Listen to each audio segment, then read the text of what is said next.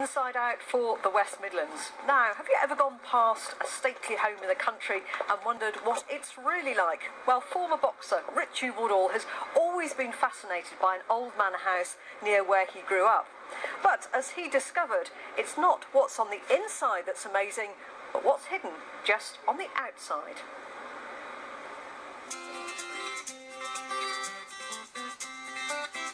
Well, here we are.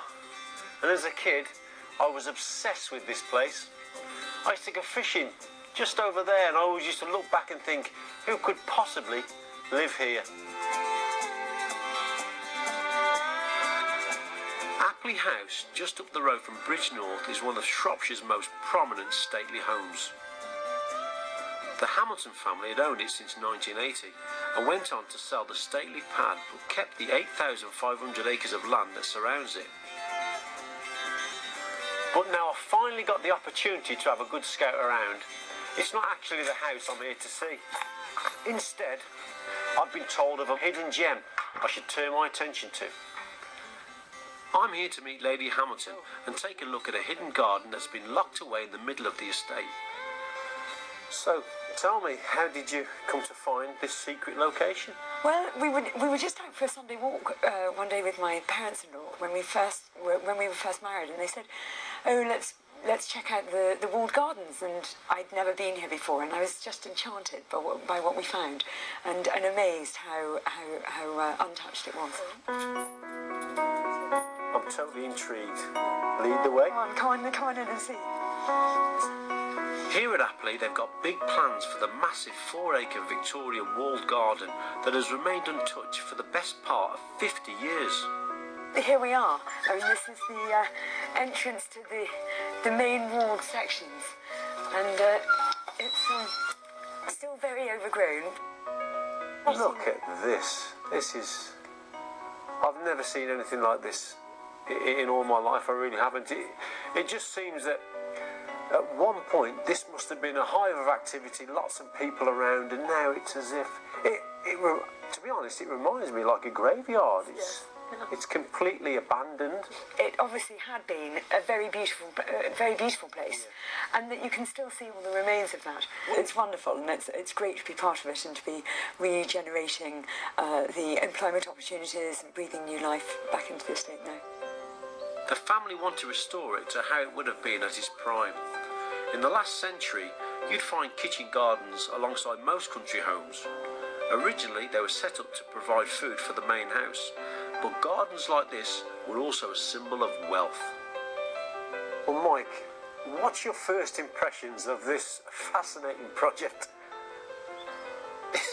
I'm speechless. It's brilliant. I mean, the walls are in perfect condition. You look at the vinery over there, it needs a bit of attention. It looks far worse than it is. It won't take long to clear all this out of the way. Make sure when you take your coat off, throw it on the floor and start straight away, doesn't it? Mike Thurlow feels right at home here. He's a retired head gardener and has restored walled gardens in the past. So how does Apley fare? You look around these walls, you look at the touches, you look at the finishes. It goes to show this was a high-status garden. Right. Everywhere you look, you find there's coping stones. You've got these things that are hanging out over the edge of the wall to protect the plants from the worst of the rain. Look at the thickness on this wall. There's no justification for a wall that thick other than it must be a heated wall. And the prestige walls that you could put citrus fruit, a lemon, an orange, grapefruit in front of your guests, a nectarine, a peach, out of season. It would have been a hive of activity. They were sort of food factories. I am told there were 30 staff employed here. So you can imagine, the level of attention everything had. But you've got the glass houses, the vinery going flat out, you've got the walls producing things. And it has that effect today that when people come around and actually see these things being grown, it makes them appreciate that it's not produced on a production line. These are magnificent gardens. The head gardeners of these gardens were men who were at the top of their profession. They had a job to do and they did it to the highest perfection. It's as simple as that. I mean, this is why they are so special. Despite all the glory a garden as vast as this one once brought, as the years passed, the kitchen garden began to fade away.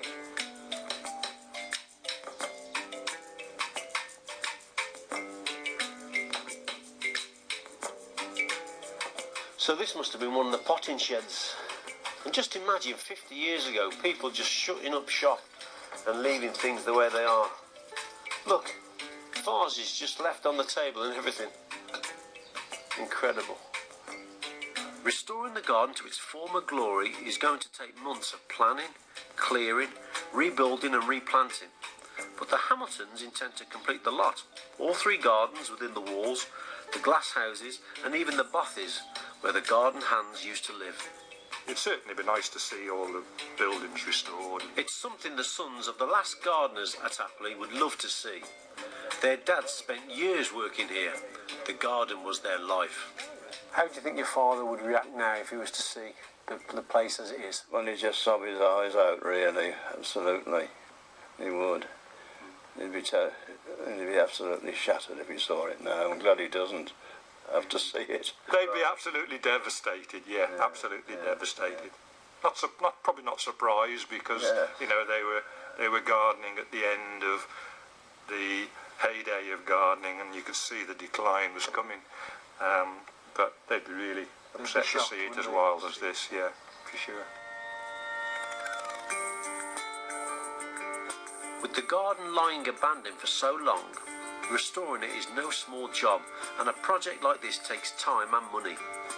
Lady Hamilton is hopeful about making it the pride of the estate once more. It's a very special place, and I think it's created, the special atmosphere is created by the wall around it and the door to which you go to enter it, and you know you're entering something that's enclosed. It's it's shut off. To first lettuce or first cabbage, hopefully we could get something planted. It may not be a lettuce or cabbage, but you know, perhaps something by next summer, if we get something in the ground in the spring of 2013. But we'll see. You know, it may be that the weed killing just takes much longer than we think. When people come around and actually see these things being grown, it makes them appreciate that it's not produced on a production line. Things actually grow and they're picked and taken away, you know.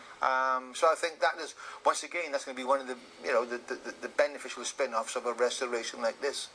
You're telling the story of food to people, putting it in front of them.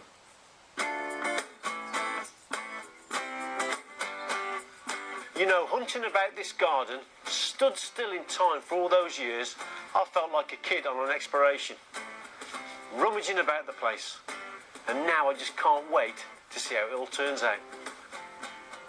And who knows, the restoration here could inspire a new generation of gardeners, and the walled garden could relive its heyday once more.